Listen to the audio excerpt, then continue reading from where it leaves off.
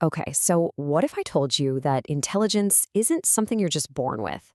What if it's a craft, something you can build and sharpen until it becomes your single greatest advantage? Well, stick with me because today we are decoding the blueprint for exactly that. This quote right here, it really gets to the heart of it all. See, the biggest thing standing between you and a sharper, more strategic mind, it isn't a lack of talent. It's comfort. So we're going to explore how to smash right through that trap. So let's start with our biggest obstacle, what I like to call the comfort zone trap. It sounds so nice, doesn't it? Comfort zone. But in reality, it's where our brain's best abilities go to, well, basically to get lazy. It's such a simple but powerful idea. When our life is predictable, when it's easy, our brain goes into energy-saving mode. Why wouldn't it? It stops looking for new patterns, it stops anticipating threats, and those critical problem-solving muscles just start to fade. For most of us, this is our default state, day in and day out. And you can really see the difference here between the two modes our brain can operate in. On one side, you've got the comfortable brain. It's just on autopilot, right? But on the other, you have the strategic brain. This brain is firing on all cylinders. It's agile, it's sharp, and it actually thrives under pressure. Our goal is to learn how to consciously flip that switch whenever we want. And that brings us right to the solution. And listen, this isn't just about thinking positive or some vague mindset hack. This is a real system, a method used by some of the sharpest minds out there to unlock their full cognitive potential on demand. And that system is called cognitive edge conditioning.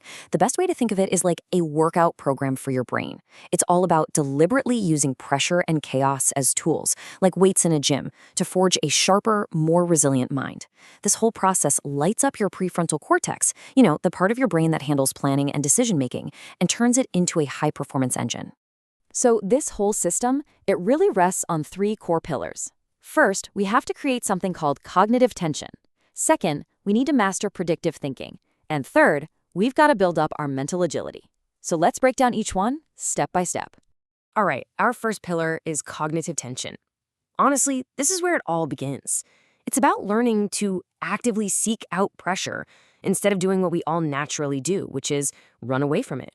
The key word here is deliberately. You have to intentionally put yourself in situations where there are real stakes. This manufactured pressure is what shocks your brain out of that lazy, comfortable state. It's what flips that survival mode switch and forces it to operate at peak performance. And look, these aren't just abstract ideas. These are things you can actually go out and do. To create this tension, go find someone who will seriously challenge you and have a debate. Take on a project at work where precision is absolutely non-negotiable. Zero room for error. Or, and this one is tough, try to genuinely defend a viewpoint you fundamentally disagree with. It forces your brain to build completely new pathways.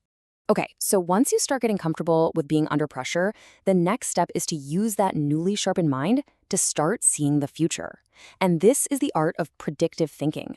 Now, this isn't about having some kind of crystal ball, not at all. It's about becoming a master observer of human behavior. When you really start to understand people's patterns, their habits, and what triggers them emotionally, you can start to accurately guess their next move and see where a situation is headed. This is the one question you need to have constantly running in the back of your mind. Whether you're in a meeting, a negotiation, or just a casual conversation, you should always be running these little simulations, asking yourself, based on everything I know right now, what's the most likely thing to happen next? But here is the absolute game changer. It is not enough to just predict what's going to happen. The truly strategic mind immediately asks the second part of that question. This is what moves you from being a passive observer of life to an active player who actually shapes the outcome. It's the difference between just watching the game and actually winning it. But let's be real. Our predictions can be wrong. Plans fall apart all the time, and that brings us to our final crucial pillar, mental agility. This becomes your superpower when everything inevitably goes sideways. Mental agility is what separates the good strategists from the truly great ones. When the unexpected happens, and it always does, most people freeze up. They panic. But the agile mind, it sees chaos as an opportunity. It can pivot its entire strategy in a split second without ever losing momentum. So how do you build this skill? Well, just like before, it's all about deliberate practice. Get used to arguing for multiple, even opposing viewpoints in a discussion. This trains your brain to see a problem from every conceivable angle and actively take on projects that are intentionally unpredictable, forcing you to think and adapt on the fly. So, what happens when you combine all three of these pillars? What's the end result? Well, you don't just become a slightly better thinker. The transformation is way more profound than that. The most important thing to understand is that this is a physical process. You are literally physically rewiring your brain. By constantly practicing under this controlled stress, you build new neural pathways that make high-pressure performance your new normal. You train yourself to find clarity where everyone else just sees chaos. And this, right here, is the ultimate payoff. The goal of cognitive edge conditioning isn't just to score higher on some test. It's to become a formidable, adaptable, and forward-thinking force in any room, in absolutely any situation. So I'll just leave you with this one question to think about. I want you to look at your life, your job, your daily routines. Where are you the most comfortable? Because that place, that's not your refuge. That's your new training ground. That is your greatest opportunity to begin